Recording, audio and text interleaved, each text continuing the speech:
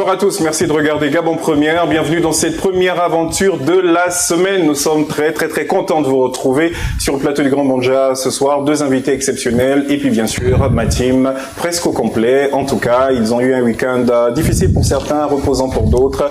Et il y en a qui adorent le lundi, comme Rufinazeux. C'est la seule sur le plateau, semble-t-il, qui semble aduler le lundi, n'est-ce pas Rufinazeux? Bonsoir. Bonsoir Steve, bonsoir tout le monde. Pourquoi un tel amour pour le lundi? J'aime le lundi parce que c'est le début de la semaine et pour moi c'est synonyme de nouvelles opportunités, de quelque chose de nouveau, tu vois, le début de quelque chose. C'est ça. Voilà en fait. D'accord, c'est un bel argument. Cruz Kolo, vous le partagez? Un argument qui tient parfaitement le lundi. Je pensais qu'il allait dire, il ne tient pas du tout.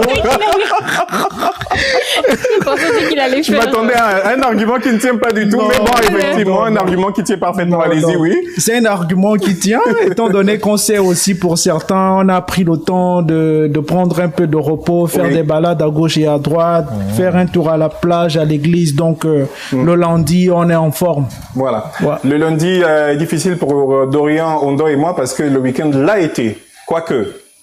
Dorian Ondo, bonsoir mon cher. Bon bonsoir retour. Steve, bonsoir à tous. Ben, merci. On est toujours vivants, hein. Dieu fait grâce. Hein. Je vois. Ces courbatures, elles vous lâchent. Pour le reste, on gère. On gère D'accord. Allez, vraiment, force. On est un peu à distance, mais je pense qu'on peut se checker. Finalement, qui avait des courbatures. Il faut que ça soit viril. Voilà, oui. Allez, nos invités exceptionnels de ce lundi, on a le plaisir et le privilège de recevoir l'honorable député de la transition, Geoffroy Fumbola Libeka, qui n'était pas passé sur le plateau du Grand Banja depuis des lustres. Ce n'est pas des invitations qui ont manqué, hein. Voilà, je l'ai quasi tanné en fait. À quand. Et à chaque fois, il avait une belle esquive. Oui, Steve, là, je suis un peu comme ça. Steve, là, je ne suis pas prêt. Steve, là, je n'ai pas une bonne info. Et puis, je pense que cette fois-ci, on a bien pioché. Pour cette fois-ci, Geoffroy Fumbola Libeka, bonsoir, bienvenue sur le plateau du Grand Banja. C'est un plaisir toujours renouvelé d'être là. Oui. Ça fait un peu plus de 6 mois parce qu'effectivement, je m'étais donné 6 mois d'observation par rapport au contexte dans lequel nous sommes.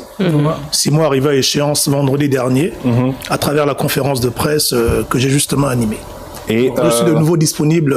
Vous êtes de nouveau disponible pour les médias, on va dire. C'est clair. Voilà. À côté de vous, quelqu'un qui a promptement, mais un invité qui a répondu promptement à notre invitation, Michel Elamvé. Vous êtes le président de l'ONG Front National des Leaders Gabonais. Bonsoir et bienvenue sur le plateau du Grand Banja. Bonsoir. Vous allez bien? Je vais très bien, merci. Merci vraiment d'avoir répondu à notre invitation. On va vous laisser en quelques secondes nous présenter déjà votre ONG avant que nous ouvrions les hostilités. Merci pour l'opportunité offerte parce que je suis Michel Elamvé, président du Front National des Leaders Gabonais, qui est une ONG qui fait dans la sensibilisation, mais également le suivi de l'action gouvernementale, mais aussi l'éducation civique, citoyenne. Et merci d'être avec nous. Vous avez, il y a quelques semaines, posté une vidéo qui est devenue virale sur la toile. On ne compte plus le nombre de likes, de partages. Les partages en particulier se comptent en centaines et centaines. C'est dire combien le sujet que vous évoquez dans cette vidéo est important. Moi, j'ai été personnellement indexé pour dire, Steve, c'est un sujet qui nous préoccupe tous. On a bien envie que vous en parliez à l'émission. On va donc en parler ce soir. C'est la problématique des concours au Gabon. Pourquoi tant de candidats pour si peu de places justement offertes, avec derrière tout ce qui incombe à ces concours, à savoir les frais liés à la participation de ces concours, où vont ces frais, qui fait quoi, etc.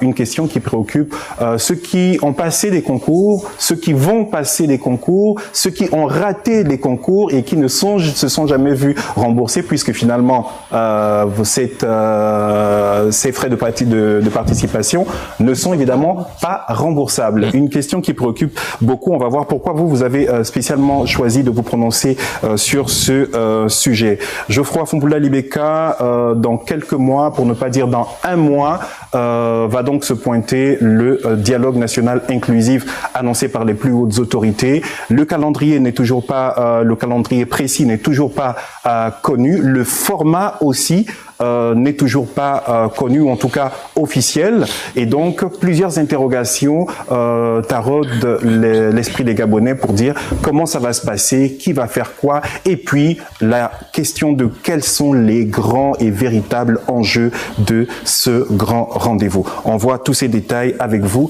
mais les amis, tout de suite interrogeons-nous ou intéressons-nous à l'actualité de ce week-end. Dorian Mondo, oui. Une actualité marquée, Rufinazeux, recommandation spéciale, vous avez vu, quand vous me dites des choses, je vous écoute. Des fois, ça arrive. Voilà, quand vous dites des choses, je vous écoute. Recommandation spéciale et une question quand même plus sérieuse. L'actualité ce week-end a été donc marquée par le kidnapping et la libération de 2 leaders syndicaux de la dynamique unitaire. Ça a fait le tollé sur les réseaux sociaux et dans l'opinion nationale. La question des Gabonais, que se passe-t-il concrètement? Les Gabonais pensaient ne plus avoir affaire à ce type de pratique. Que s'est-il passé? On a essayé, entre-temps, d'ailleurs, grâce au service de M. Libeka sur le plateau, de rentrer en contact avec la CONACICED pour pouvoir avoir plus d'informations et peut-être même, si possible, sur le plateau, les concernés pour pouvoir nous dire ou dire aux Gabonais ce qui s'est réellement passé. C'est une actualité qui a donc troublé pas mal qui a troublé l'opinion pendant le week-end. La question, c'est aujourd'hui, comment ces pratiques sont-elles encore possibles à l'ère de la transition à un mois du dialogue national qui va aller apaiser ou qui est censé apaiser, censé faire table rase d'un certain nombre de choses. Est-ce que les Gabonais vont aller dans ce contexte-là en toute sérénité? Est-ce que les Gabonais, pour peu qu'on ne soit pas d'accord avec eux d'une opinion, qu'il y ait divergence d'une idée, d'une opinion, est-ce qu'on peut avoir peur de disparaître dans la nature du jour au lendemain? C'est en tout cas la grande question ou les questions qui ont pilulé tout au long du week-end. Je ne sais pas ce que vous en pensez, les amis, et si déjà vous avez vécu cette actualité comme tous les autres Gabonais. Je vous laisse réagir très rapidement et puis on prendra bien sûr l'avis de nos invités aussi. Oui. De toute façon, de près ou de loin, nous avons eu vent de cette actualité, tous ces syndicalistes qui étaient recherchés. Moi, j'ai vu cette photo qui circulait donc sur les réseaux du vice-président, à moins que je me trompe, de la dynamique unitaire. Donc j'étais un peu surpris, je me suis dit tiens, c'est pas fini. Et puis après évidemment ça fait ressurgir les mauvais souvenirs enfin je vais pas dire de l'année passée, mais il y a quelque temps. Et quand on voit ça, on s'est dit tiens, il y avait pas Kali Bongo qui décidait de certaines choses, il y a d'autres personnes aussi dans l'ombre. On constate juste que voilà, les gens qui prennent des initiatives sans forcément informer certains responsables et puis pour défendre certainement les intérêts de certains responsables qui sont parce que c'est complexe tout ça, ce sont des pratiques poreuses qui n'aident pas forcément à rassurer les populations, surtout dans le contexte actuel. Moi je vois beaucoup de Gabonais appeler à la candidature du président de la République, président de la transition. C'est bien beau tout ça, mais après si on se retrouve dans un état militarisé avec des pratiques comme ça récurrentes, qu'importe le secteur, le message aux travailleurs c'est quoi? C'est que on ne doit plus dire quand ça va pas, on doit se taire, c'est-à-dire que les activités syndicales, on les mettra en veille au temps du mandat du président, enfin, autant de questions qu'on peut se poser. Une chose est sûre, nous sommes tous confus et on a peur que cela se reproduise après avril, quoi. C'est ça. Allez-y les amis, réagissez rapidement. Steve, si tu me permets, si je peux commencer par une petite anecdote. Il y a de cela quelques mois, un collègue qui travaille même d'ailleurs ici à Gabon Télévision avait passé, sinon fait une analyse sur une radio, et au sortir de cette radio, il a été interpellé. Ce qu'il avait interpellé estima que les propos qu'il avait eus allaient à l'encontre des membres du gouvernement de l'époque. Et lorsque le membre du gouvernement en question a cherché à savoir ce que le collègue a eu à dire, il n'en était pratiquement rien. Ce sont juste des personnes qui voulaient montrer à ce dernier qu'ils étaient favorables à tout ce qu'il faisait, fidèles à tout ce qu'il faisait. Donc il y en a qui agissent parfois, je ne sais pas si on peut appeler cela du zèle, par excès de zèle, et commettent des choses qui vont à l'encontre même de la politique, sinon de la vision de leurs responsables. Ceux qui ont eu à commettre cet acte, pour ma part, n'aiment pas la transition dans laquelle nous nous trouvons aujourd'hui et n'aiment pas d'ailleurs les autorités. Pour ma part, ces personnes devraient tout simplement être interpellées parce que cela n'est pas du tout normal qu'un leader soit interpellé, arrêté, sinon séquestré. Sans mandat, sans rien, au moment où nous trouvons. Donc ces personnes doivent être interpellées. Ce genre de pratique, nous n'en voulons plus au Gabon. Dans quelques jours, comme tu le disais, on doit refaire nos institutions. Il y a le dialogue national qui pointe à l'horizon. Il y a un certain nombre de choses qu'on doit mettre de côté. Il y a des choses qu'on ne doit plus voir dans ce pays. Oui, alors il faut dire que cette actualité n'a pas favorisé justement l'état de quiétude que devrait précéder le dialogue national. On devrait se sentir en sécurité de pouvoir s'exprimer librement. Mais ça a envoyé le message contraire. Comme pour dire aux gens qu'attention, quand vous irez au dialogue, attention à ce que vous allez dire parce qu'au sortir de là, vous pouvez ça peut vous retomber dessus. Donc moi je pense que là, les autorités devraient prendre la mesure de l'acte qui a été posé pour pouvoir encourager la population à ne pas se taire. Et ce qui est intéressant dans ce fait d'actualité, c'est qu'effectivement, il y a eu un lever de bouclier qui, je pense, même si le président n'était pas au courant, là, il est forcément au courant de ce qui s'est passé.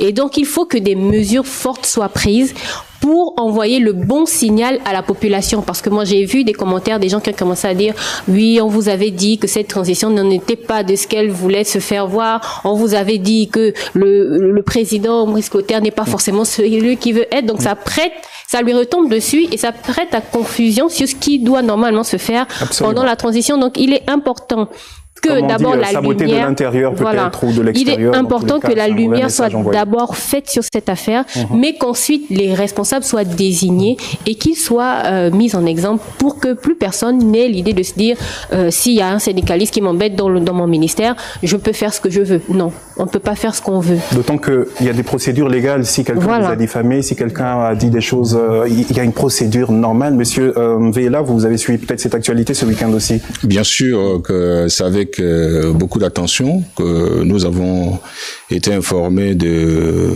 l'arrestation, du kidnapping de ces acteurs de la société civile, de ces deux syndicalistes. Et je peux dire que ça a suscité un climat de peur, non seulement auprès des leaders d'opinion, mais également dans les différents foyers. Pourquoi je parle de climat de peur? Parce que ici, dans une société, sinon de la période de la transition, tout est promesse. Nous partons d'une promesse. La promesse ici, c'est part du discours du président de transition, M. Brice Clotaire Oligui-Nguema, qui parle de la restauration de la dignité du Gabonais. Donc, à partir de cet instant, on se pose bien des questions. Pourquoi laisser encore évoluer ce type de pratique? Parce que ces pratiques-là, hier, étaient dénoncées. Aujourd'hui, on pensait que c'était derrière nous, alors que dans le dispositif, il y a encore des gens qui pensent que ces pratiques doivent effectivement refaire leur retour. Et c'est un climat de peur. Et à l'orée du dialogue, c'est-à-dire qu'aujourd'hui, on se prépare à ouvrir nos cœurs à ouvrir nos cœurs, à dire ce qui ne va pas. À parler franchement, sans tabou, sans peur, sans crainte. Sans voilà. crainte. Et c'est pas le moment aujourd'hui de lancer ce genre de message, parce que c'est un message aussi bien politique, c'est un message également social. Parce que si les responsables de ce genre de pratiques ne sont pas dénoncés, et si les sanctions ne suivent pas, ça voudrait dire que l'opinion aura l'impression, effectivement, de se retrouver face à un inconnu. Et nous ne voulons pas des inconnus. Nous ne voulons pas des inconnus. Monsieur Fumboula Libeka, on vous a vu réagir aussi vite, hein, d'ailleurs sur vos réseaux sociaux, votre page Facebook en l'occurrence, où vous interpellez déjà tout le monde sur ce fait. Mais déjà que je condamne avec la plus ferme et la plus grande énergie. En période de transition, nous devons d'offrir aux citoyens la plus grande garantie en matière de sécurité et de sûreté. C'est ce qui démontre la stabilité d'une transition. Et pour le fait qui s'est passé jusqu'à présent, je m'interroge sur l'intérêt. Parce que vous avez des syndicalistes qui sortent d'une réunion fructueuse avec leur ministre de la fonction publique. Ils devaient aller rendre compte de l'évolution le lendemain au cours d'une assemblée générale. Concrètement. Donc, qui s'est tenu? Concrètement, quel est l'intérêt de produire un acte comme celui-là, si ce n'est d'envoyer des signaux à l'extérieur que la transition en fait au Gabon en interne, il n'y a pas un grand changement. Je pense qu'il y a une volonté manifeste. Il y a une volonté manifeste. De nuire. Ça, je le dis de façon claire, il y a une volonté manifeste. Et il faut effectivement que les autorités de la transition, nous tous dorénavant, de par les fonctions qu'on occupe, il faut qu'à travers ce fait, on en fasse un exemple pour que plus jamais ça ne se produise. On a écouté le témoignage des deux kidnappés, donc le directeur général de la CONACICED et le conseiller qui est Thierry, deux personnes que je connais, que je côtoie en tant qu'acteur civique, qui nous ont fait comprendre qu'ils ont été gardés après le kidnapping dans un lieu tenu secret, encagoulé, tout ça, et que ce sont les services spéciaux qui sont venus les libérer en mettant la main sur les auteurs. On est déjà rassuré. Mais, d'autant plus qu'ils sont entre les mains des services spéciaux, on va s'assurer, et on doit s'assurer, que l'enquête doit aller à terme. Jusqu'au bout. On ne veut pas se retrouver dans une forme de scénario à l'Olidienne, tout ça, un film. À la 24 heures chrono. Non, et vraiment, puis, quand on nous évite ça, on se veut être le plus rigoureux possible en période de transition. Je vais clore par ça. Nous sommes en transition, c'est une situation exceptionnelle. Mais la situation exceptionnelle ne sous-entend pas la violation des droits. Parce que cette transition, nous avons accepté, personne ne nous a obligés. On a accepté qu'elle soit conduite sur deux aspects, deux textes fondamentaux. La charte qui garantit les libertés et les droits individuels et la Constitution de 91 qui garantit les libertés et les droits individuels. On peut ne pas aimer le discours d'une personne, mais nous sommes tous liés par ces deux textes. Et personne ne peut agir en dehors du cadre qui norme la transition. Et ça, il faut qu'on le fasse savoir au plus grand nombre. Oui. Si en tout cas, oui, Dorian. Oui, moi, si tu me permets, évidemment, Steve, moi, ce que je pourrais ajouter, c'est que, comme je l'ai dit récemment sur le plateau, c'est que les Gabonais, ils sont pas prêts pour le changement et beaucoup ne comprennent pas l'intérêt de la transition. Je pense que ils sont nombreux, ces Gabonais, à penser que comme on a changé de tête de file, hein, passez-moi l'image, tout est rentré dans l'ordre, on peut reprendre nos habitudes, on peut replonger dans nos paresses qui n'arrangent pas forcément le grand nombre. Je pense que c'est ça. Beaucoup de Gabonais n'ont pas compris l'intérêt de cette période exceptionnelle que nous traversons. Est-ce que on doit se ressaisir après avril 2024 ou on doit se ressaisir avant? Ils peuvent être excusés, qu'ils n'ont pas encore compris, il faut qu'on aille dialoguer là-bas et qu'on rappelle certaines choses. C'est peut-être après avril qu'on va commencer à être un peu plus rigoureux avec qui fait quoi mal et qui ne le fait pas mal. Il y a des réflexes qui sont là. C'est compliqué. En 6 mois, on peut pas tout changer. Mais il faut qu'on comprenne la nécessité de ce moment. Comme l'a dit l'honorable Libeka, on n'a rien demandé, mais c'est arrivé. On a tous adhéré parce qu'on se disait que c'était le moins de mal. On se disait? Oui, on se disait parce qu'il y a beaucoup qui doutent maintenant. Donc, en attendant avril, certains n'y croient plus trop. Il faut oser le dire aussi. C'est vrai qu'il y a des acquis qui sont là en termes d'action sociale et tout. Ok, d'accord, mais il y a beaucoup de boulot à faire et c'est ensemble qu'on pourra atteindre les vrais vrais objectifs de cette transition. En tout cas, un fait qui a marqué l'actualité, d'ailleurs qui continue puisque le sujet n'est pas encore refermé. Il y a eu une conférence de presse hier, les concernés, les deux leaders syndicaux autour bien sûr de leur grande famille syndicale a donné cette conférence de presse en express justement pour pouvoir informer de ce qui s'est passé et il est attendu que le procureur de la République s'autosaisisse de la situation quand bien même les ravisseurs sont entre les mains des services spéciaux. Les deux victimes se gardent donc le droit de pouvoir justement porter plainte directement. Donc la suite de cette affaire où cette affaire est loin d'avoir connu son épilogue, je pense qu'elle va rester encore pendant quelques jours, quelques mois et peut-être même sur l'année tant que les véritables conclusions ne soient tirées. Merci beaucoup les amis d'avoir répondu ou d'avoir réagi à cette actualité. Vous pouvez vous aussi réagir si vous nous regardez sur la page groupe Gabon Télévision, sur le live. N'hésitez surtout pas de réagir si vous avez des questions à poser également à nos invités sur le plateau. Je vous laisse choisir les amis, on commence par le dialogue national ou on commence par la question des concours. Commençons par les concours. On commence par les concours parce que je pense que... Il y a beaucoup à dire sur le dialogue. Il y a beaucoup à dire sur les concours, mais bon. Il y a beaucoup à dire également sur le dialogue. Vous avez fait cette sortie il y a quelques jours, je le disais déjà, donc Monsieur V est là. Elanvé, pardonnez-moi. Elanvé, on a juste fait de... le fils d'Ela. Et ça me fait penser à... Voilà, j'appelais plutôt son père. Monsieur Elanvé, vous avez fait cette sortie à travers cette vidéo que l'on retrouve encore sur vos réseaux sociaux, sur votre page Facebook. Pourquoi autant déjà la question c'est la gestion ou plutôt les comment ça s'appelle, passez-moi le mot, les frais. D'accord. Les frais de concours. Et ces frais de concours, derrière ces frais de concours, une question: pourquoi autant de candidats pour moins de places ou pour si peu de places proposées? Vous trouvez que c'est totalement anormal et vous êtes allé en analyse les faits que vous indiquez dans cette vidéo. Je me suis dit, partagez-moi les informations, les sources pour pouvoir justement vérifier, parce que vous énoncez et des chiffres et vous citez et des établissements, en l'occurrence l'IF, l'INGS. Vous avez listé tout ça et ça donne quand même un tableau assez particulier. Oui, tout part d'une observation. Tout part d'une observation, que on annonce chaque année l'organisation des concours. Et à ces organisations de concours, le fait marquant, c'est au niveau des places.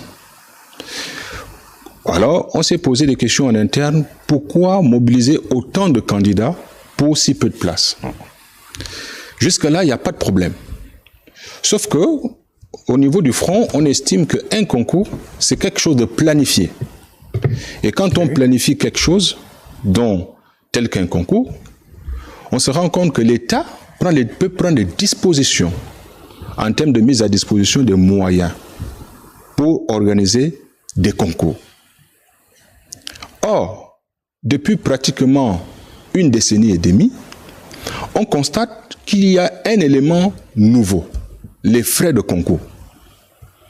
Les frais de concours, aujourd'hui, s'apparente à une motivation essentielle à l'organisation de ces concours, sinon à la mobilisation des candidats. Allons-y au fait.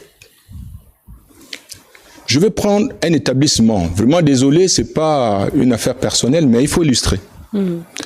L'INFAS. L'INFAS a organisé un concours en 2023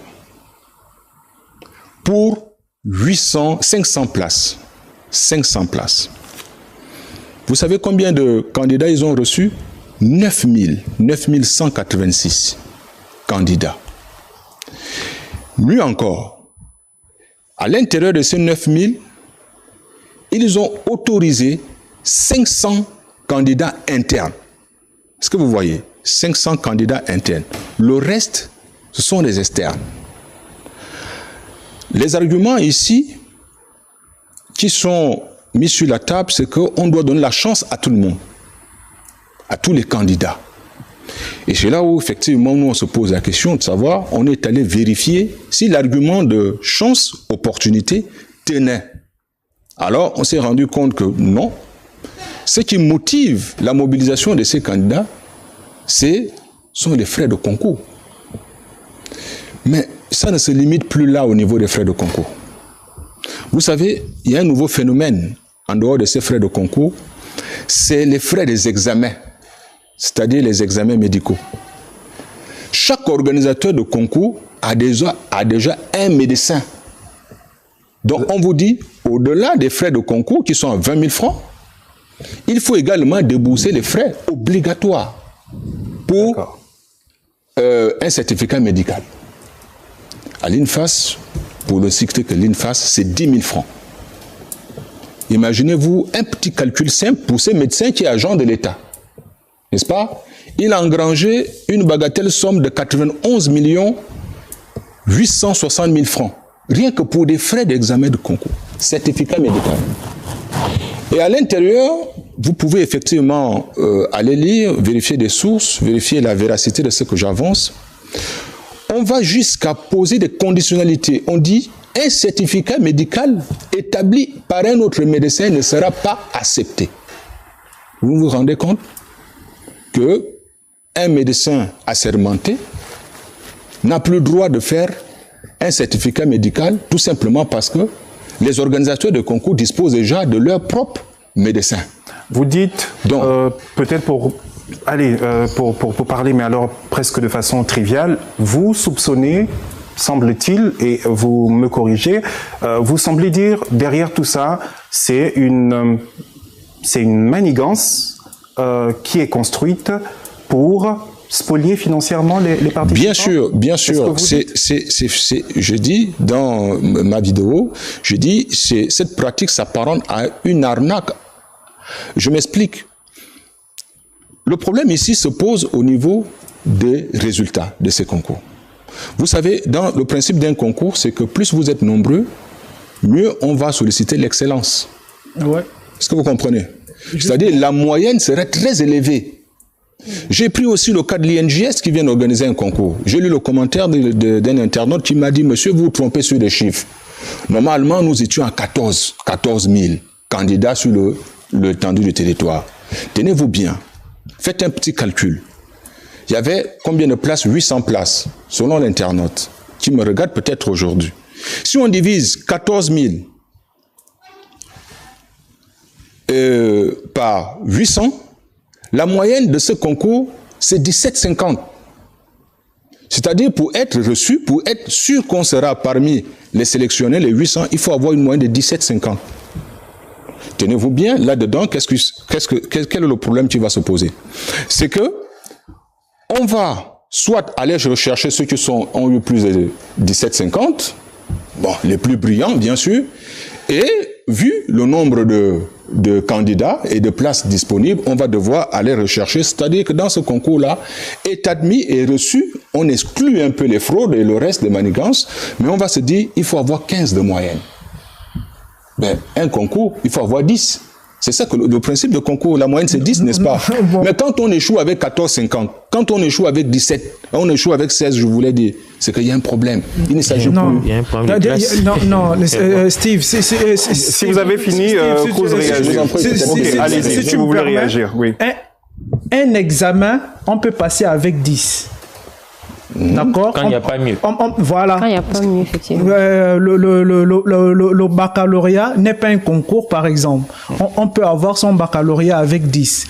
Or, dans un concours, on cherche la crème de la crème. Donc, on n'est pas obligé de prendre 10 de moyenne. Et plus les candidats sont nombreux, plus on est susceptible de recueillir justement cette crème-là dont on a besoin pour l'institution ou bien pour l'administration en question.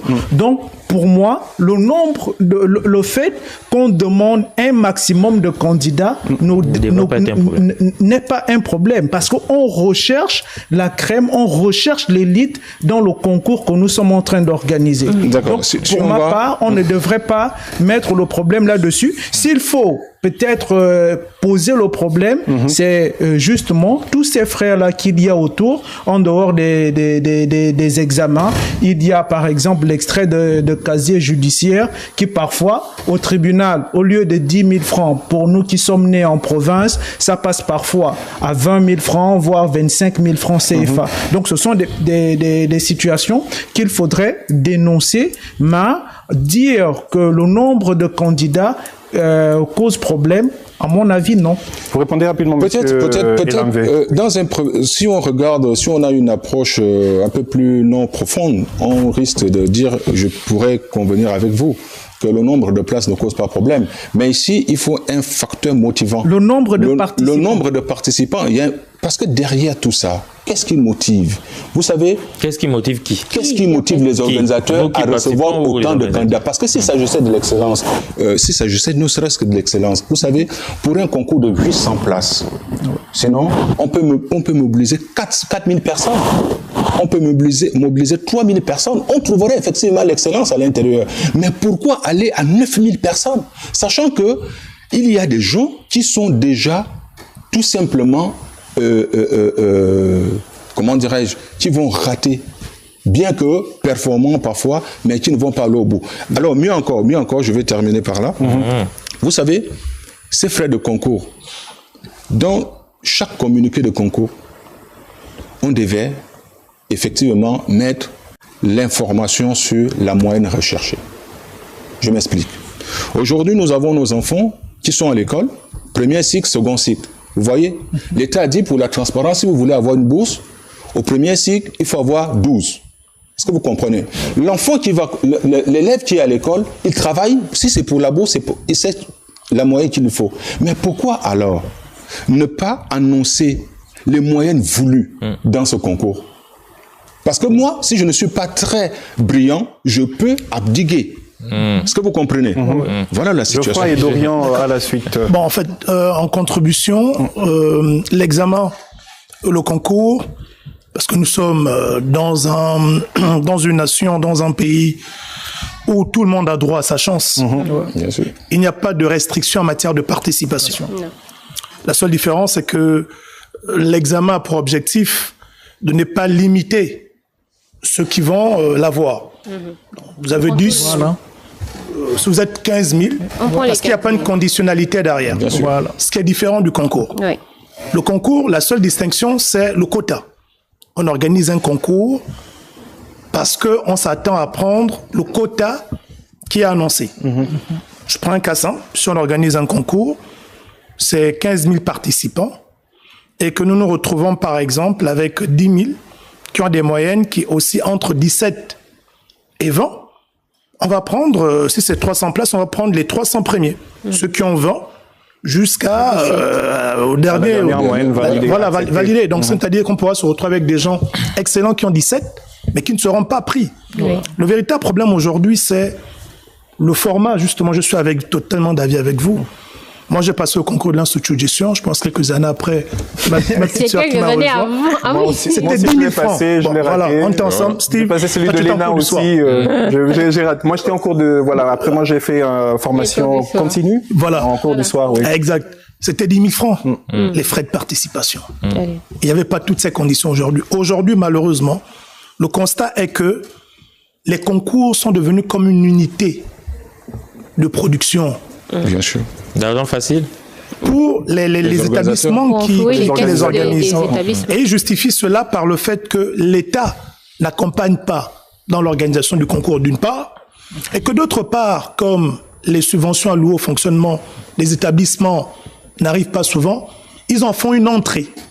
C'est pour cela que les frais deviennent de plus en plus élevés. Ça, c'est de 1. Au niveau des résultats, et j'ai fait cette sortie après certains concours, on a un office d'examen et concours. On ressent les missions de cet office dans le cadre des examens. Mais je ne comprends toujours pas cette histoire où ce sont des sectoriels qui vont organiser des concours. Il y a un concours de la police. Pourquoi est-ce que c'est la police qui doit l'organiser? On a un office d'examen et concours. Il y a un concours de l'économie.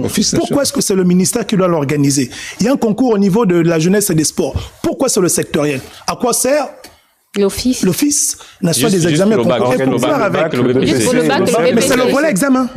Jusqu'à présent, on ne va pas le volet concours. Pourquoi? Parce que certains veulent profiter de leur position pour être juges et parties, insérer les coquins, les copains, les amis, monnayer, ainsi de suite. Ça ne peut pas continuer comme ça. Le dernier concours en vue, c'est celui de l'EPCA. Et j'ose espérer que ça va se passer autrement. Que ce n'est pas le ministère de la fonction publique qui va l'organiser, mais qu'on donnera les moyens et on permettra justement à cette institution qui est l'Office des examens et concours de jouer son rôle. Recruter les candidats et en fait suivre tout le mécanisme de façon transparente. Dorian Dorifinazeux. Oui, bonne chance à l'Office justement. Peut-être que l'Office fantasme sur cette opportunité de gérer d'autres concours, mais bon. Une chose est sûre, nous avons tous payé les 20 000.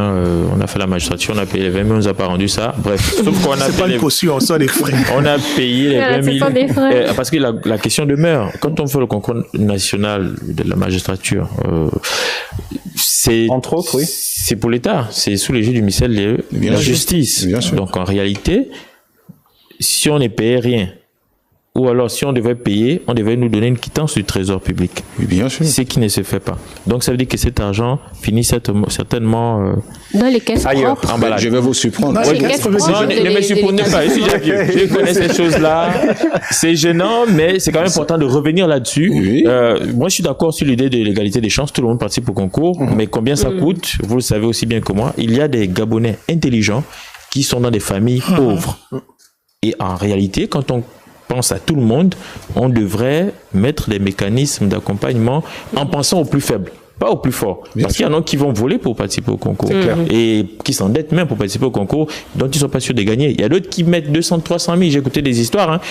Si tu veux gagner le concours, donne 300 000. Et à la fin, son nom ne sort pas. Voici un autre problème. Donc, là, on est dans autre chose. Vous réagissez, monsieur est là, vous prenez la parole avant d'ouvrir le sujet avec monsieur. Voilà, je ne vais pas revenir sur ce qui a déjà été dit, mais moi, je pense qu'une des pistes de solution serait peut-être d'harmoniser les coûts au niveau des différents concours. À 10 000. La plupart des établissements sont des établissements soit publics, soit une utilité publique. Donc, qui travaillent en relation avec les autorités. Pourquoi ne pas les harmoniser? C'est-à-dire que chaque concours, chaque niveau, aura son montant. Par exemple, si vous entrez au niveau licence, le concours est peut-être à 10 000. Et si vous allez entrer au niveau master, il est à 20 000 et ainsi de suite. Et toutes les écoles appliquent. Il faut plafonner, plafonner et harmoniser. Voilà, il faut plafonner, harmoniser afin de donner la chance à tout le monde. Je ne suis pas d'accord sur le point de dire il faut limiter. Non, on ne peut pas limiter. Parce que comme l'a dit Dorian, il y a des gens qui sont limités. Si vous, par exemple, vous avez la facilité d'aller prendre je dis ça comme ça, votre certificat médical, peut-être parce que vous avez un parent médecin, l'autre n'a pas cette facilité, ça va lui prendre un peu plus de jours, mais parce qu'on a limité le quota, il n'aura pas son certificat à temps et il ne pourra pas s'inscrire au concours. Ce n'est pas juste. Il faut laisser tout le monde pouvoir s'inscrire. Mais je suis d'accord avec vous de se dire, il faut éviter les dérives, telles que dire qu'il faut un médecin attitré. Non, un médecin, c'est un médecin. Du moment qu'il a il a prêté serment et qu'il a une structure régalienne, il a le droit d'établir un certificat médical. Moi, je me dis, c'est à partir de ce niveau-là qu'il faut justement essayer de normer les choses et de revoir les quotas et de pouvoir les harmoniser, tous les quotas certificat de concours, médical, vous ne faites même aucun examen. On ne vous touche même pas. On ne vous touche même pas. C'est juste pour la forme. Effectivement, parmi les faits ici dénoncés, on va prendre l'établissement comme l'IF. L'IF a organisé un concours. Les frais de participation, c'est 50 000 francs par candidat. Au lieu de se limiter là, ils ont donné à certains candidats la possibilité de concourir. L'Institut de l'économie et des finances. Ils ont donné la possibilité à certains candidats de participer à 3 concours, dans 3 filières. Vous voyez, au lieu de se limiter aux 50 000 francs, non, il fallait débourser 150 000 francs pour participer à 3 filières. Vous voyez que l'élément chance ici permet aux candidats d'aller rechercher des fonds afin de renflouer les caisses des organisateurs de ce concours. Mais ce qui est encore plus étonnant, c'est que parlons un peu de l'origine, sinon la direction que prend ces fonds-là. Vous savez, dans l'école de mine, je crois, de Mwanda, un communiqué est sorti, étrange, que les candidats pouvaient payer par Airtel Money. Vous voyez, on peut payer par Airtel Money. C'est pour fluidifier effectivement, pour permettre à ce que, peu importe là où vous êtes, vous pouvez vite envoyer les frais de concours et on vous met votre nom. Et c'est une injustice. c'est une injustice à l'endroit de ces jeunes-là, de ces jeunes qui aspirent à de l'emploi. Parce que ceux qui font le concours, ils font le concours tout simplement parce que ce sont des concours d'État. Ce sont des concours de recrutement. Et ils sont capables de s'adonner à tout genre de pratique. Et c'est pourquoi vous allez constater, parfois, à chaque organisation d'un concours, il y a des querelles, telles que dénoncées ici par notre compatriote, à savoir des gens qui se font arnaquer pour des places. Et c'est pourquoi, je dis, dans notre proposition, nous, on voudrait effectivement que, non seulement qu'on paye désormais au Trésor. Vous dites que les organisateurs ne doivent plus gérer la manne. Que plutôt ça soit reversé au Trésor. Et le Trésor va effectivement repartir les indemnités. Nous savons qu'il y a des ristournes qui sont versées aux organisateurs. Au-delà de ça, d'accord, on peut ne pas limiter le nombre de places, mais vous allez constater que après avoir encadré la gestion des fonds, il y aura la démotivation qui va suivre. La démotivation des organisateurs, bien sûr. Vous pensez qu'ils vont organiser de moins en moins de concours? Mais vous allez constater avec. D'accord, on va essayer de l'observer. Une petite chose, très petite, parce qu'il faut qu'on ouvre le sujet. Mais c'est bien qu'on en parle maintenant parce qu'il y a une chose qu'il faut rappeler, qu'il faut peut-être reconnaître, c'est que les concours d'État ont échoué pour ce qui est de la gestion de ces obtenants. C'est-à-dire, vous avez le concours de l'ENS, votre formation c'est 2 ans, après 2 ans vous êtes un chômeur de luxe, c'est un truc de malade. Et on vous a fait quand même sans salaire. Donc, on fait ça au... Enfin, ça s'est fait encore. Il y a des gens qui sont en train de bouder il y a des sessions depuis 2018 qui réclament... D'ailleurs, je pense que c'est l'occasion de lancer l'appel au ministère. Il faut sortir de là. Il faut arrêter de raconter n'importe quoi. On a des frères qui vivent ça, qui sont à Tchibanka, qui sont dans cette situation. D'autres sont morts en affectation. L'État ne les connaissait pas, ils n'ont jamais touché leur salaire. Donc, si on ne le rappelle pas maintenant, on va le rappeler quand? D'accord. Voilà. En tout cas, mais pour finir, il faut qu'on ouvre le deuxième sujet. Allez-y. J'ai reçu la 28e promotion ce matin, justement. D'accord. Vous les avez reçus. Parlons-en de ce genre d'injustice. Très court. Tout à l'heure, on parlait plutôt de la moyenne. Vous voyez, on parlait de la moyenne. Moi, je vais vous prendre un cas qui me choque en ce moment-là. C'est la question des jeunes qu'on a retiré les noms sur la liste des admis. Je dis bien des admis du concours de la gendarmerie de 2020. Sous prétexte qu'en 2023, ils avaient déjà dépassé l'âge. Vous savez, ces derniers, on les a remplacés par des individus qui avaient les mêmes moyens qu'eux. Il y avait finalement au départ vérifié. Le communiqué fait foi. Oui. Le communiqué fait foi. Ça voudrait dire que voilà l'organisation d'un concours. Qu'est-ce qui a motivé la mobilisation d'autant de candidats pour que nos jeunes aujourd'hui, nos jeunes apprenants sont tellement intelligents, ils peuvent avoir tous les moyens du monde. Mais cette injustice-là, comment on fait pour réparer ça? C'est compliqué. C'est un vrai sujet parce que j'ai une fois de plus été tagué abondamment sur ce sujet-là aussi et j'espère qu'on aura l'occasion de le traiter. Allons-y ouvrir un autre sujet de ce soir. C'est bien sûr le dialogue national inclusif, les grands enjeux ou sinon les enjeux majeurs de ce dialogue. Dorian le disait, certains ils sont encore dubitatifs, certains se disent allez, qu'est-ce qu'on va aller y faire? Est-ce que ça va pas être un grand rassemblement pour rien? Qui sont les acteurs? Et est-ce que ces acteurs, chacun ne va pas avec son projet, avec son plan, avec son idée? Chacun va finalement se battre pour sa chapelle, pour ne pas dire pour sa poche. C'est des questions que les Gabonais se posent aujourd'hui. Quelle garantie justement que ce dialogue se passe dans les meilleures conditions et finalement accouche de ce nouveau Gabon que l'on espère. Geoffroy Fomboula Libeka, vous êtes député de la transition et pour être plus précis, vous êtes le 4e vice-président de l'Assemblée nationale, même si voilà. Je suis pas reçu en cette qualité. Vous n'êtes pas reçu en cette qualité et la précision est importante. Vous avez fait certains ont pensé même que c'était votre rentrée politique, comme répond Laurent, ce qui est comme ça. Cette conférence de presse d'il y a quelques jours pour faire d'abord un point de 6 mois de votre avis, de votre regard, de votre analyse, les 6 mois de la transition, et puis le contenu du dialogue national. Commençons par le premier point, mais très précis et de façon très concise, votre regard des 6 mois de la transition. Bon, mais pour être précis, on a senti le vent de la transition, mais nous ne sommes pas encore en transition. Comme je l'ai démontré dans ce travail scientifique, j'invite quiconque à démontrer le contraire. Tous les indicateurs réunis démontrent à suffisance que nous pouvons nous situer dans une forme de continuité apparente. Pourquoi? Parce que sur les 472 membres nommés dans les principaux organes de la transition à ce jour, je parle du gouvernement, je parle du Parlement et des 6 provinces pourvues en délégués spéciaux, nous nous retrouvons avec 78% qui sont essentiellement des politiques, majoritairement du système ancien, du système déchu. 11% société civile et 11% des militaires. Ça, c'est la gouvernance générale. Mais ce qui est plus flagrant, sur les 6 provinces pourvues en délégués spéciaux, vous avez 3% de la société civile, 13% des militaires, 84% des politiques majoritairement du système déchu. Au regard de la configuration, donc du système Bongo PDG, au regard de cette configuration, il est difficile comparativement à d'autres pays, hein, je parle du Niger, du Burkina, je parle du Mali, je parle de la Guinée, où la gouvernance est majoritairement plus de 60% détenue par ce qu'ils appellent les représentants sociaux. C'est-à-dire ceux qui n'ont pas la qualité de politique, qui n'ont pas la qualité de militaire. Au Burkina Faso, c'est encore plus fort parce qu'on ne retrouve dans, par exemple, le gouvernement, aucun membre du système de chute, ce qui est un peu différent dans les autres transitions où on a un petit dosage, mais c'est toujours les représentants sociaux qui sont majoritaires. Il n'y a que 2 pays sur les 6 pays en transition où les politiques, essentiellement ceux issus de l'ancien système, sont les plus importants, à plus de 70%, c'est le Gabon et le Tchad. Donc, nous on se bat.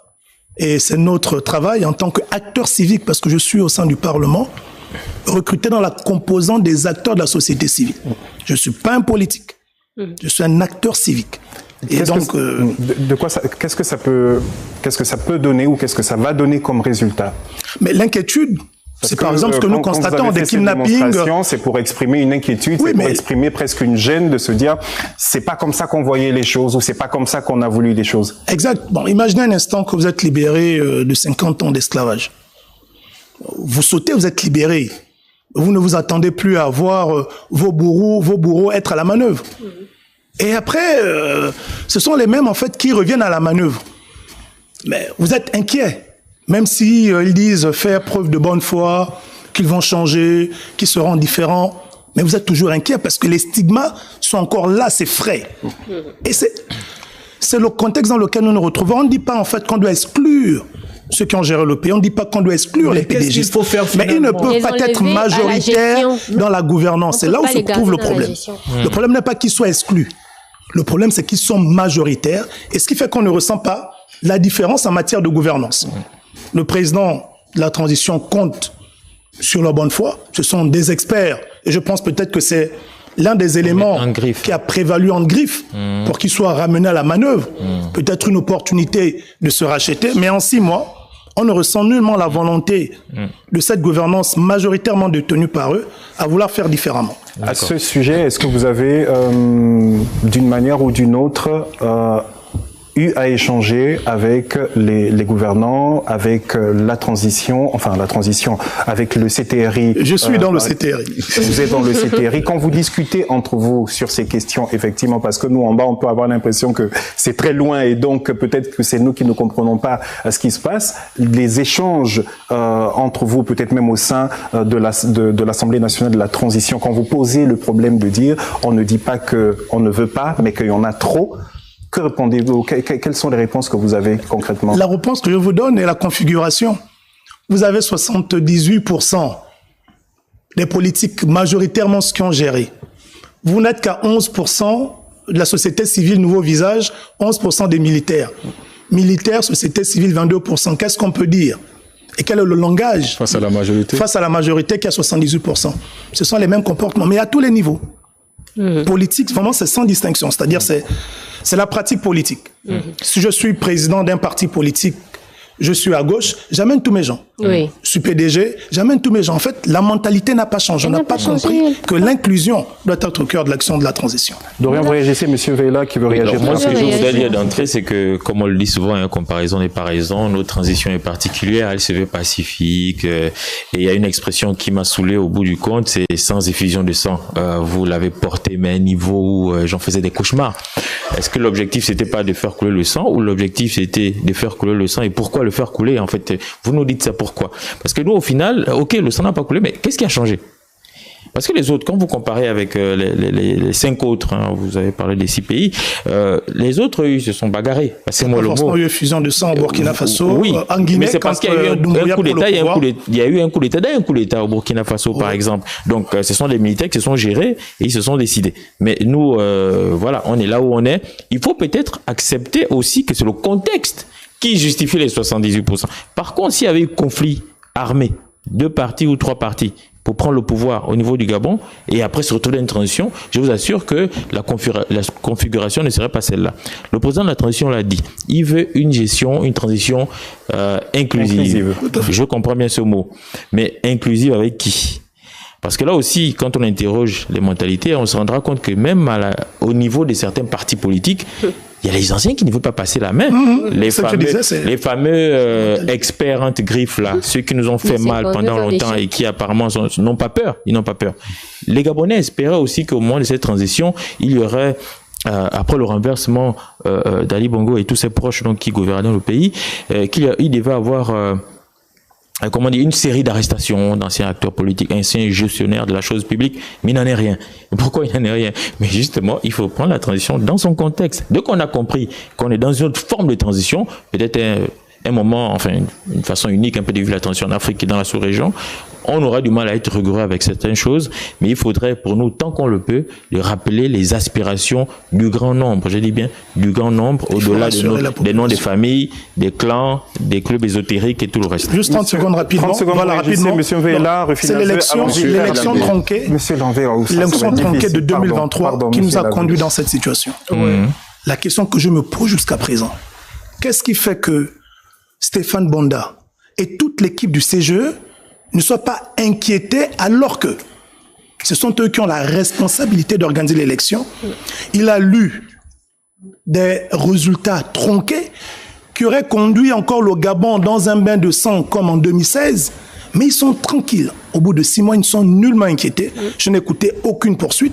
Donc c'est autant d'éléments. Je pense, au bout de 6 mois... Peut-être qu'on est trop pressé aussi. Ben non, je sais pas qu'est-ce qu'on entend par être pressé, si ce n'est rassurer la population et renfermer ce lien de confiance entre nous aujourd'hui, je ne m'explique pas, les gouvernants et la population qui a été victime de ce système. D'accord. Monsieur Elamvé, allez-y très rapidement. Merci. Je pense que pour justifier tout ça, moi, en tant que sociologue aussi, j'essaie un peu de comprendre. Nous sortons d'un héritage de consensus. Vous savez, c'était pas un vain mot. C'est-à-dire que les acteurs politiques et l'élite ont été socialisés par ce principe de consensus. Et aujourd'hui, la rupture fait peur. La rupture semble faire inquiéter certains. Moi, j'ai bien aimé, j'ai lu le document de l'honorable qui nous a donné la pyramide des responsabilités qui part il fait une comparaison entre l'ancien système, la gestion de la pyramide de l'ancien système et la pyramide actuelle. Mais par contre, en tant que citoyen, on a l'impression que les acteurs faisant partie de la nouvelle pyramide ne communiquent pas. Et chacun va de son côté selon ses intérêts propres pour réclamer les choses sur la place publique. Je vais prendre un exemple. Vous savez, aujourd'hui, l'inquiétude, c'est le silence quand même de certains acteurs de la société civile. D'ailleurs, je tiens à vous féliciter parce que vous êtes certainement resté le seul qui porte encore cette voix-là. Le reste, pour des nominations, pour des placements, on s'est dit... lui disait qu'il avait arrêté de parler déjà... il continue quand même parce que c'est très intéressant. D'ailleurs, je vous encourage. Et ce que je dis, c'est que nous allons organiser un dialogue. Ce dialogue-là doit être une référence et non une messe de plus. Tenez-vous compte, ça commence déjà à faire comme les histoires d'avant. Nous sommes à un mois du dialogue. Les acteurs devant prendre part à ce dialogue ne sont pas connus. On a reçu une matrix. Cette matrix, très honnêtement, ça ne nous parle pas.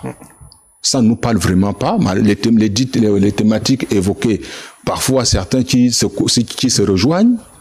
Et du coup, personne ne vient pour nous expliquer. Maintenant, quand la liste va sortir, la liste des participants, vous savez ce qui va se passer? Il y a certains Gabonais qui vont s'opposer.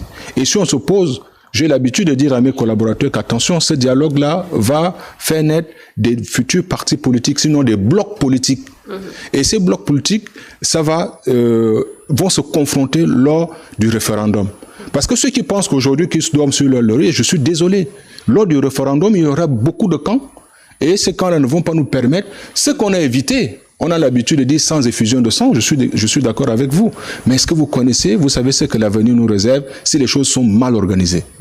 Et aujourd'hui, tout est dans un mutisme absolu, tout simplement parce qu'on viendra imposer certains acteurs au détriment d'autres. Nous, au Front, on dit, on a déposé nos participations, nos propositions, et nous souhaitons effectivement participer à ce dialogue. Sans nous, on ne se reconnaîtra pas. En tout cas, Mars a sonné hier, c'est ça? On espère effectivement que le mois de mars, en tout cas, va être le mois de la vérité ou le mois de vérité. On imagine le gouvernement qui va certainement dans les prochains jours ou semaines étaler un programme détaillé avec des informations précises, avec des communications, on va dire importantes, matraquer pour pouvoir donner au maximum les informations dont les populations ont besoin au sujet du dialogue national. Rufinazio, on prend rapidement votre réaction et on redonne la parole à à l'honorable Libeka. Alors effectivement, il faut que les choses soient un peu plus clarifiées sur le déroulé justement de ce dialogue. Il faut qu'on sache comment ça va se passer pour pouvoir essayer, je dis bien essayer de rassurer tout le monde, parce pour le moment, la plupart des gens ne sont pas rassurés. Comme je vous l'ai dit, les réactions sont diverses et beaucoup doutent encore de cette transition. Beaucoup doutent de ce gouvernement, beaucoup doutent du bien fondé même des actions du gouvernement. Et il y a aussi ce gros risque justement de clivage, comme vous le dites. Et c'est pour ça qu'il était important de faire une épuration dès le départ des différents acteurs qui allaient justement participer. Non, il faut cette épuration parce que j'ai envie de vous dire, c'est une éducation. En fait, je suis désolée de le présenter comme ça, mais quelqu'un a dit quelque part que le PDG est une machine indestructible. Mais demandez-vous pourquoi. C'est parce que on a tellement travaillé les mentalités dans ce parti que ce n'est pas en 6 mois que ces mentalités-là vont partir. La preuve, on a 2 syndicalistes qui se sont fait kidnapper. Vous pensez que ça vient de Contre toute attente. Contre toute attente. Vous pensez non, je n'accuse personne. Je n'ai pas dit que ce sont des PDGistes. Attention, ne me faites pas dire ce que j'ai pas dit. Je n'ai pas dit que ce sont des PDG, je sous-entends que c'est une mentalité, parce que c'est une pratique qui se faisait. C'est une pratique qui se faisait. Et c'est cette pratique qui revient. Donc, allez-y, je vous laisse finir. Je finirai en disant qu'on a besoin d'une épuration et qu'il ne faut pas qu'on pense que parce que tel a été président d'un parti, que c'est à lui de parler au nom de la population. Non, il faut laisser l'occasion à tous citoyens de pouvoir s'exprimer sur la question justement de la transition et de l'avenir du pays. 30 secondes pour chacun. Non, attendez, non. Vous ne parlerez pas plus que l'invité. Vous, par contre, vous n'avez pas réagi, donc je vous laisse. Merci énormément, Steve. En essayant de suivre attentivement l'honorable, moi, je pense qu'il voudrait que la société civile occupe toutes les fonctions de la République au moment où nous parlons, chose qui ne devrait pas du tout se faire. Il y a des hommes politiques, ceux qui ont occupé des postes de responsabilité il y a de cela quelques mois, qui sont aussi des valeurs sûres en termes de réflexion, en termes de propositions au moment où nous parlons. Donc, les hommes politiques d'hier aujourd'hui, pour ma part, peuvent aussi changer, peut-être faire mieux, sinon rectifier le tir, corriger les erreurs du passé. Ils ont eu l'opportunité de le faire et je pense qu'il fallait donner aussi l'opportunité à d'autres d'essayer pour pouvoir montrer ce qu'ils peuvent faire. Il n'y a personne qui a l'exclusivité de la connaissance et de la compétence. C'est parce qu'on a été ministre, on a été un homme politique, qu'on est forcément le plus compétent sur plus de 2 millions de personnes. Ça, ce sont des clichés qu'on renvoie. Il faut qu'on mette terme à ce type de clichés. Ils ont eu l'opportunité de montrer leurs compétences. Ils ont eu 40 000 milliards de budget en 14 ans. Ils ont eu toute l'expertise nécessaire. Ils n'ont pas fait. Ils nous ont conduit à 7 500 milliards de dettes avec tout ce que l'on connaît, comme les fonds blancs, les violations des droits de l'homme. Je suis désolé, on ne va pas me faire croire que cette personne va changer le temps de la transition. Et donc, on devait la mettre de côté, donner l'opportunité à quelqu'un d'autre. Peut-être que lui, malgré au-delà de ses compétences, aurait pu aussi apprendre d'un autre compétent. Et 30 secondes. Juste par rapport maintenant au dialogue. Allons-y sur le dialogue, il ne nous reste malheureusement plus beaucoup de temps. Allons-y sur le dialogue, on parlait justement des grands enjeux, effectivement, du dialogue. Là, je reviens encore. Les seules activités en rapport avec le dialogue, ce sont les réunions de l'exécutif. Le président de la transition et les ministres. Le président de la transition et les ministres. Il faut qu'on sache ce qu'on veut organiser. Est-ce que c'est un dialogue gouvernemental? Est-ce que c'est un dialogue politique? Est-ce que c'est un dialogue social? Est-ce que c'est un dialogue national souverain? La configuration des dialogues ne sont pas les mêmes. J'ai le sentiment que beaucoup ne le comprennent pas.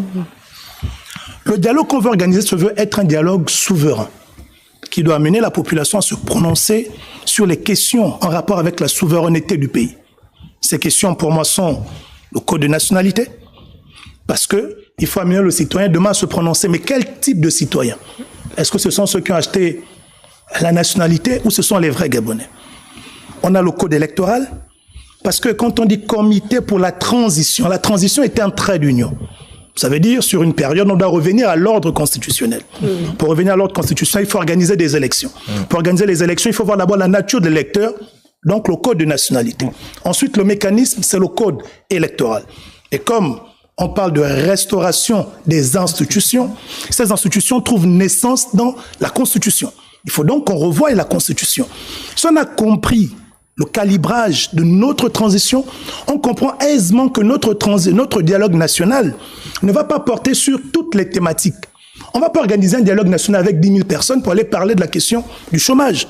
C'est une question sectorielle qui peut faire partie de l'ordre qui peut faire partie du contexte d'un dialogue social. Bien sûr. Le chômage, l'employabilité, c'est dans le cadre du dialogue social. Là, on organise un dialogue national souverain pour permettre au Gabon de revenir à l'ordre constitutionnel. C'est d'abord ça la priorité. La priorité n'est pas d'abord de résoudre les questions de développement. Pour dire qu'on va organiser un dialogue, pour venir parler de la route, pour venir... C'est bien. 33 000 contributions reçues par le ministère en charge de la réforme des institutions. Mais dans quelle orientation? J'ai écouté, là, on aura environ 1000 personnes de la diaspora par rapport aux contributions. Pour quel intérêt? Jusqu'à présent, qui connaît les TDR du dialogue national? Qui prépare le dialogue national? Jusqu'à présent, c'est le gouvernement, mais ce n'est pas au gouvernement de le faire. Pourquoi? Simplement parce que le gouvernement ne peut pas être juge et parti. C'est pas au Parlement de le faire. Parce que le Parlement n'est qu'une composante de la nation. C'est un comité indépendant, présidé, comme on l'avait annoncé, par Monseigneur, par exemple, Ibaba. À ce dernier, on ajoute les composantes, les représentants des ensembles des composantes, les forces vives de la nation, des politiques, militaires, société civile, à proportion égale. Et ce sont eux maintenant qui préparent et organisent le dialogue, ce qui fait que tous les autres organes autour deviennent des consultants pour eux. Et c'est à ce comité d'aller rendre compte au président de l'évolution. C'est pas au gouvernement de faire ce travail. J'ai parti. Allez, c'était pour le coup, c'était la première. Pas mes 30 secondes. C'était la première partie de ce numéro. Si c'est ça la démocratie, franchement. La démocratie, c'est respecter le temps aussi qui vous est imparti, n'est-ce pas, honorable? Voilà. Donc, on va considérer que c'est la première partie de cette émission. Allez, tout de suite, on se donne rendez-vous pour mercredi, honorable. On va se battre, on est disponible dorénavant. Voilà, vous l'avez dit vous-même. Monsieur Michel Elamvé, merci beaucoup d'être venu nous apporter, d'être venu échanger aussi avec nous sur ce sujet important. On sait qu'ils étaient nombreux à nous regarder et sur l'autre sujet, on trouvera le moyen aussi de s'y arrêter. Merci beaucoup. C'est moi qui vous remercie. C'est fini pour aujourd'hui. Dorian Ndo, on fera la démocratie, on continuera la démocratie mercredi avec, on vous donnera un peu plus de temps. C'est fini pour aujourd'hui et rendez-vous effectivement le mercredi à 17h pour une autre aventure du Grand Banja. Merci beaucoup d'avoir été nombreux à contribuer sur la page. Bonne soirée à tous.